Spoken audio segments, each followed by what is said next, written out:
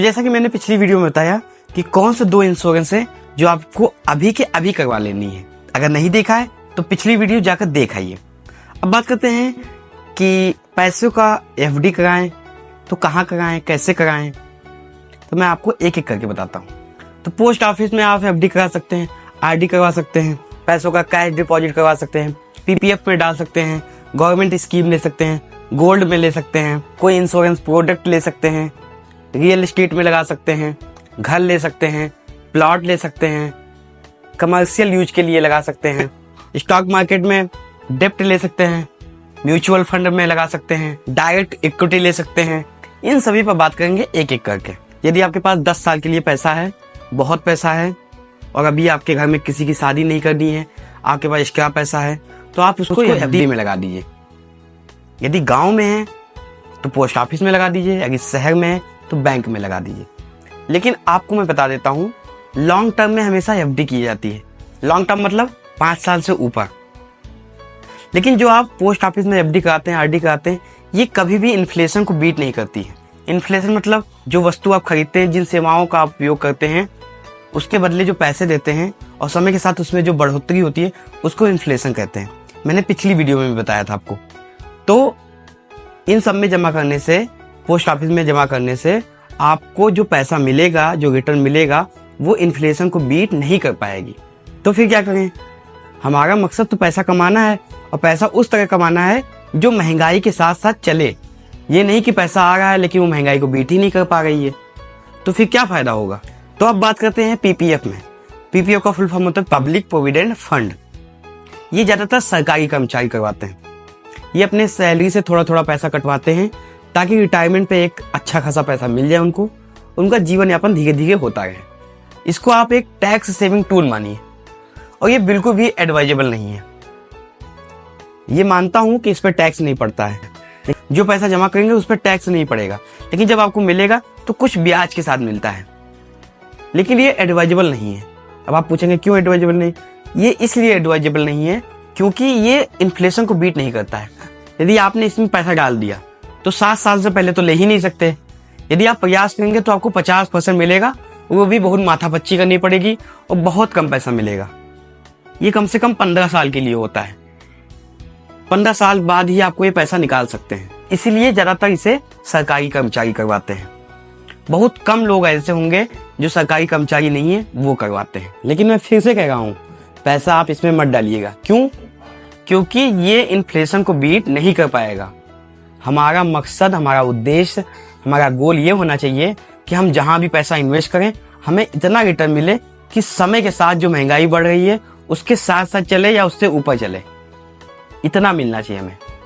इन सब जगह पैसा लगाने से आपको पैसा उतना मिलेगा जिससे आपकी दाल रोटी चल जाएगी, लेकिन आप अच्छे अच्छे शौक नहीं पूरे कर पाएंगे। आप समझते हैं सरकार की योजनाओं पर। गवर्नमेंट बेस्ड स्कीम क्या होती है? जैसे सुकन्या समृद्धि योजना हो गई। ये सरकार की जितनी भी योजनाएं होती हैं सब इसी के अंतर्गत आती हैं। अब जैसे सुकन्या समृद्धि योजना है, ये लड़कियों के लिए। ये 18 साल तक इसमें पैसा जमा करते रहिए तो इसमें लगभग 8% रिटर्न आता है। तो ये सरकार की सारी योजनाएं होती हैं वो गरीब और नीचे तबके के लोग के लिए बनी होती हैं। इससे इन्फ्लेशन बिल्कुल भी बीट नहीं होता है। इसमें यदि पैसा आप डालते हैं तो आप सोचें अच्छा रिटर्न मिल जाएगा, बिल्कुल नहीं होगा। यदि कोई व्यक्ति अच्छा जीवन जीना चाहता है, सुख से और बहुत लेविश लाइफ स्टाइल जीना चाहता है, और सोचे कि इसमें पैसा डाल दें और अच्छा रिटर्न मिलेगा, ये बिल्कुल गलत बात है। आपका इन्फ्लेशन बीट ही नहीं होगा। सरकार का काम है, मैंने पिछले वीडियो में बताया कि सरकार का काम है केवल जिंदा रखना, अय्यासी कराना नहीं है। तो यदि अय्यासी करना है, अच्छी लाइफ स्टाइल जीना है, नई नई चीजें एक्सप्लोर करना है, तो पैसों को सही जगह इन्वेस्ट करना होगा, ना कि किसी गवर्नमेंट स्कीम में। अब जानते हैं इंश्योरेंस के बारे में। ये कैसे एजेंट आते हैं, हमें बेवकूफ बनाते हैं, कुछ भी डाटा दिखा देते हैं और हमें बेवकूफ बनाकर चले जाते हैं। हम समझ नहीं पाते हैं और अपना पैसा इनमें इन्वेस्ट कर देते हैं। हम आगे का नहीं सोचते हैं, बस खाली आगे का सोचते हैं कि हमें इतने साल बाद इतना पैसा मिलने लगेगा। लेकिन कभी ये नहीं सोचते हैं कि उस समय जो महंगाई होगी उसके हिसाब से इतना पैसा सही है या नहीं सही है। तो समाज में अज्ञानता बहुत है।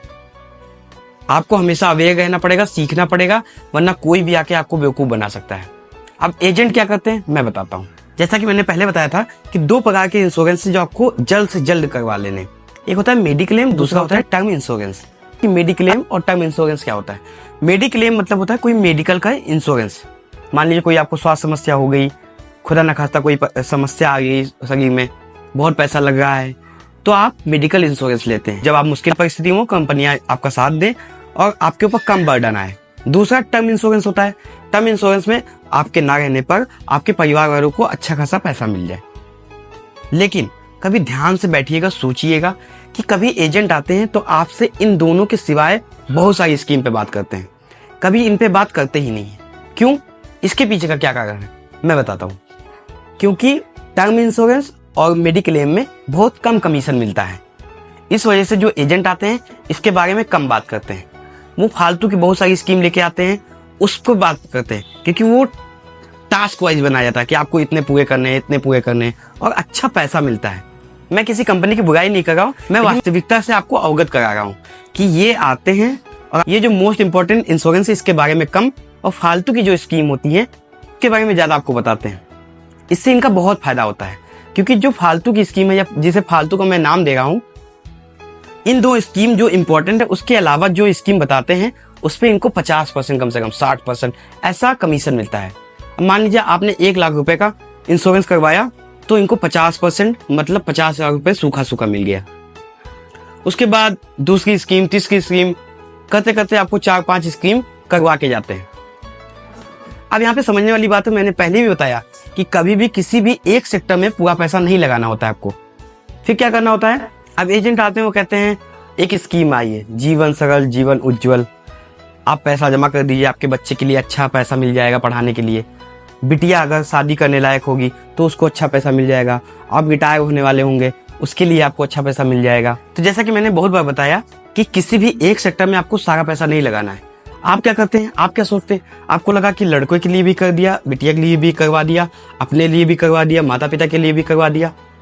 लेकिन आप ध्यान से बैठिए, सोचिए, तो आपने केवल इंश्योरेंस कराया, एक सेक्टर में सारा पैसा डाल दिया और आपको लगता है 5 जगह आपने इन्वेस्ट किया। ये गलत है। तो जब भी आपके साथ ऐसी घटना घटे तो आप एक काम कीजिए, भी आपसे पहले कोई एजेंट कुछ समझाने का प्रयास करे तो आप गूगल पर एक फार्मूला डालिए, उसको कहते हैं IRR, internal rate of return. पे डालेंगे तो आप जान पाएंगे कि कितना पैसा वो ले रहा है, कितने समय के लिए ले रहा है, कितना पैसा आपको मिलेगा। तो जब मिलेगा उस समय महंगाई क्या होगी, आप उससे समझ पाएंगे कि ये इन्फ्लेशन को बीट कर पा रहा है कि नहीं कर पा रहा है।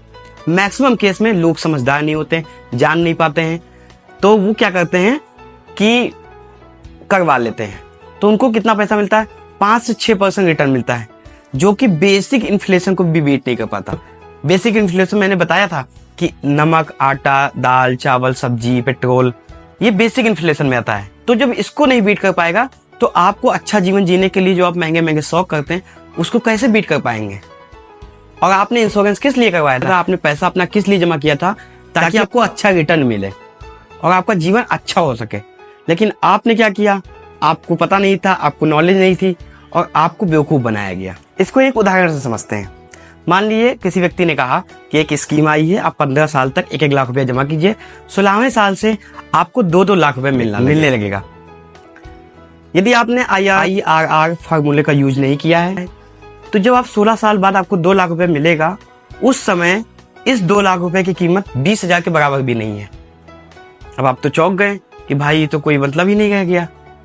और सोचो 26 साल बाद, 16 साल बाद मिला है तो 20,000 के बराबर, 26 साल बाद मिले तो ये कौड़ी के भाव हो जाएंगे। हो सकता है कि आप गोवा के 2 दिन का ट्रिप कराएं, कोई एक सोफा ले ले, छोटे मोटे काम कर सकते हैं। लेकिन आपने किस पर्पज से जमा किया था? आपने जब जमा किया होगा तो यही सोचा होगा कि एक अच्छा खासा रिटर्न मिलेगा हमें, ताकि जीवन अच्छा से जिया जा सके। अब ये जो डेटा मैंने बताया, इस फार्मूले का यूज करके अगर आप करेंगे, देखेंगे तो आप पाएंगे कि ये 5.9% का रिटर्न आपका दे रही है।